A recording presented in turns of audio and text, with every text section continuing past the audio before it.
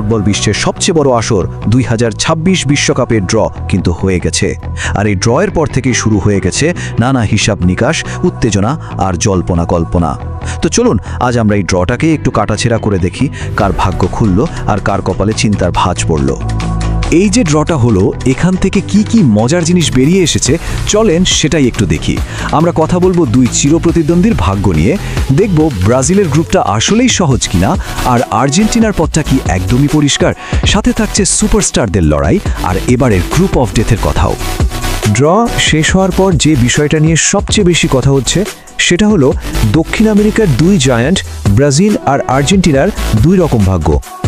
একদিকে ব্রাজিলের সমর্থকরা রীতিমতো টেনশনে, আর অন্যদিকে আর্জেন্টিনার ফ্যানরা বেশ খোশ মেজাজে। কিন্তু ব্যাপারটা ঠিক কি, কেন এই দুই রকম ছবি, চলুন একটু গভীরে গিয়ে দেখি।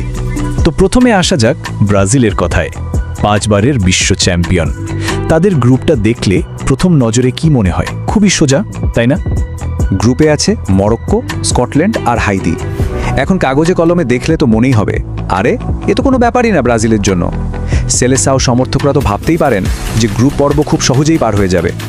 কিন্তু আসলে কি গ্রুপটা এতটা সহজ? এখানে কিন্তু একটা কিন্তু আছে। ফুটবল বিশেষজ্ঞরা বলছেন দেখতে সহজ মনে হলেও এখানে বিপদ লুকিয়ে আছে। একটু ভুল হলেই কিন্তু ব্রাজিলও বিপদে পড়তে পারে। বিশেষ করে মরক্কোর কথা ভাবুন, ওরা কিন্তু গত বিশ্বকাপের সেমিফাইনালিস্ট। শুধু তাই না, কিছুদিন আগেই একটা ফ্রেন্ডলি ম্যাচে ওরা ব্রাজিলকে হারিয়েও দিয়েছে।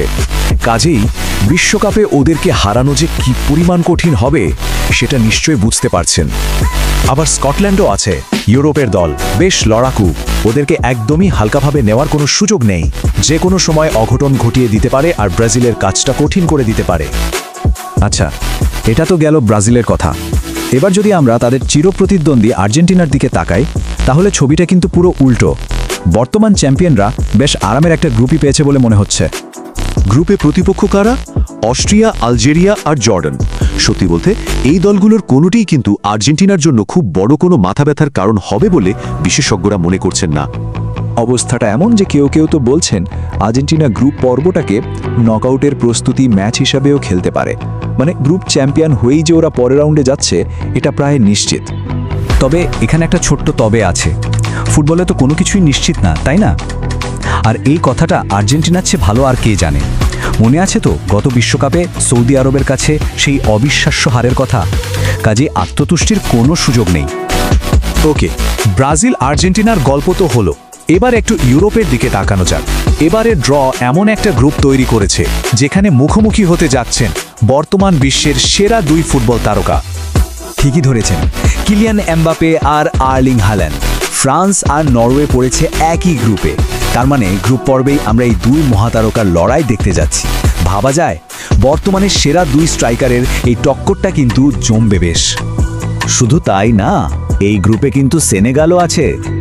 আফ্রিকার এই দলটা বিশ্বকাপে বড় দলগুলোকে চমকে দেওয়ার জন্য বিখ্যাত। কাজেই ফ্রান্সের জন্য পথটা খুব একটা সহজ হবে না। সব বিশ্বকাপেই তো একটা গ্রুপ অফ ডেথ থাকে, তাই না? তো এবারের ড্রতে সেই ভয়ঙ্কর গ্রুপে কারা পড়েছে জানেন? ইংল্যান্ড আর ক্রোয়েশিয়ার মতো হেভিওয়েট দলগুলো। এই গ্রুপটাকে কেন গ্রুপ অফ ডেথ বলা হচ্ছে সেটা একবার দেখুন। একদিকে ইংল্যান্ড, যারা সবসময় ফেভারিট, আরেকদিকে ক্রোয়েশিয়া, যারা বিশ্বকাপে বরাবরই ভালো খেলে। সাথে আছে আফ্রিকার অন্যতম সেরা দল ঘানা।